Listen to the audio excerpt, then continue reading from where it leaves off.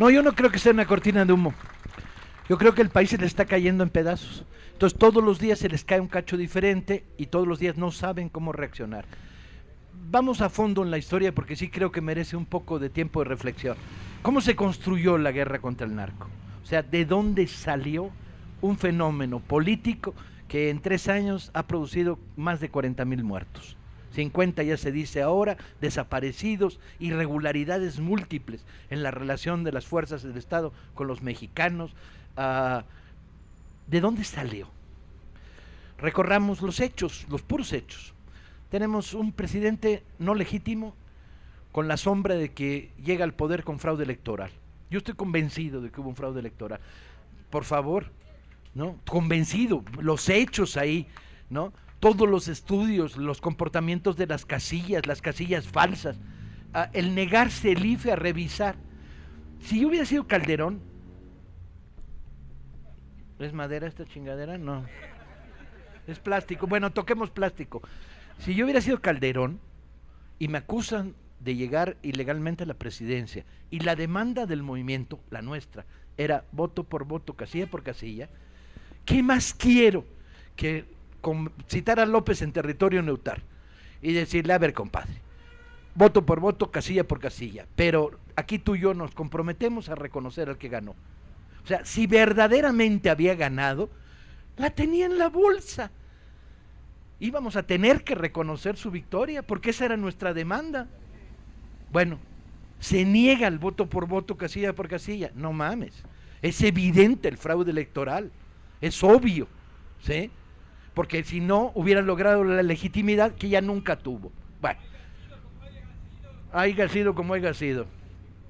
Hay que regalarles un pinche diccionario a estos güeyes. Lo que pasa es que una vez hicimos un meeting en la Secretaría de Hacienda, cuando quiso ponerle IVA a los libros, y estábamos mi padre, yo y mi hija, las 3 generaciones, y íbamos a regalarle libros al secretario de Hacienda, y que nos para un policía, quería ponerle IVA a los libros, y dice, pues no sé qué, va a salir el subsecretario del CUIGE que tiene ahí. Salió un güey con traje y corbata bien peinadito y dijo, pero mire, señor Taibo, señores Taibo, porque ya éramos de a muchos, es simbólico, es el 2%, en un libro de 100 pesos, 102. Le digo, dile al pendejo de tu pinche ministro, que era Cartens en esa época, que si ese es el mensaje que quiere mandarle a la población. Estamos hablando de mensajes simbólicos, ¿verdad? Sí, el símbolo que quiere mandar es libros más caros. Dijo, le transmitiré con todo gusto. Dije, ahora, pero no se te olvide lo de pendejo. Y los policías no nos dejaron regalar los libros. Les tenían miedo, les hacíamos así con los libros y se zarandeaban, ¿sí? Vean este tipo de, haya sido como haya sido, ¿no? De veras son de película.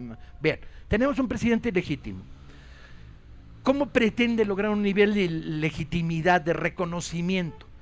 Pues le da en bandeja a los Estados Unidos la guerra que los Estados Unidos le había estado pidiendo a México desde hace años. Porque el gran debate es, ¿la guerra del narco debe librarse dentro de la frontera norteamericana o fuera?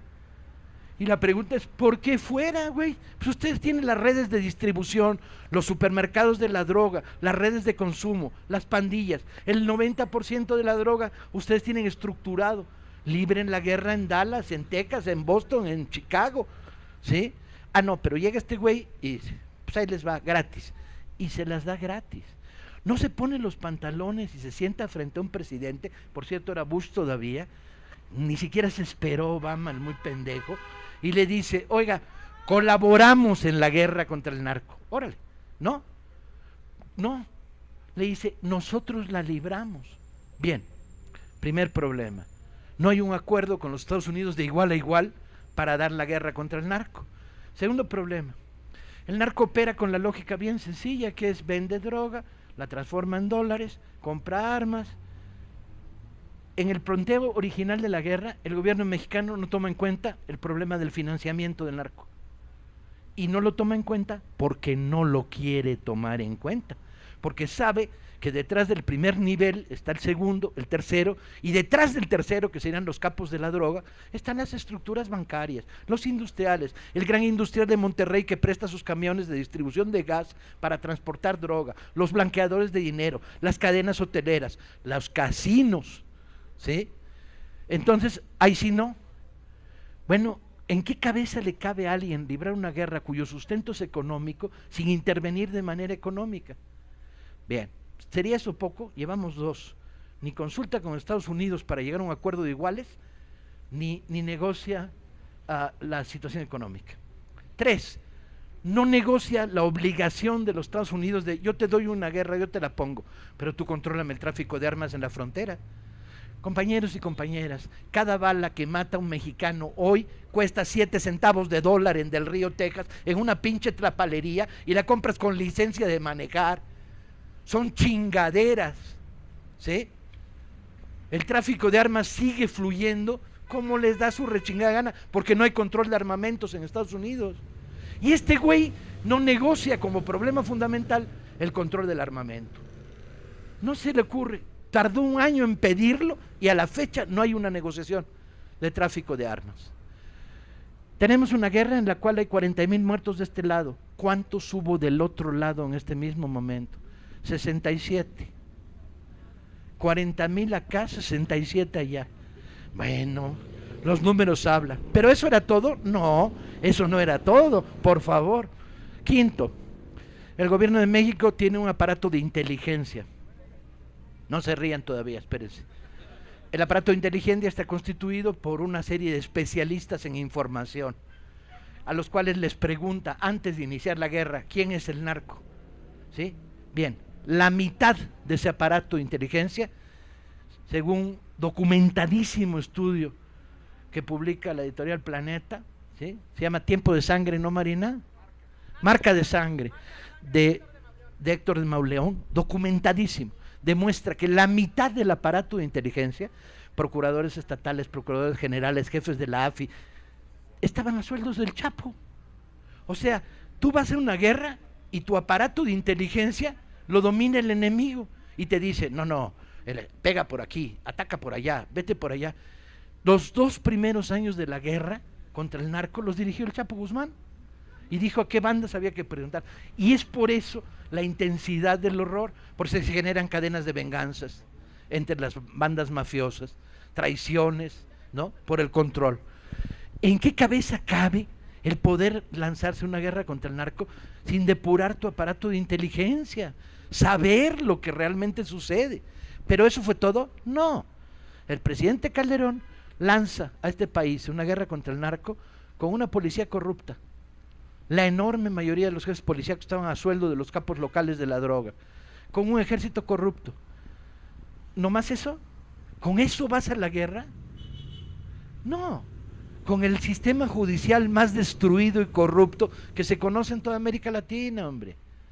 Y eso es uno de los grandes cambios que tenemos que lograr. Jueces elegidos por los ciudadanos, juicios con jurado popular, secreto además, con cortina para que no te vean la cara y te los puedes rechingar, ¿no? Tenemos que cambiar la estructura del sistema judicial que en estos momentos no nos obedece a los ciudadanos.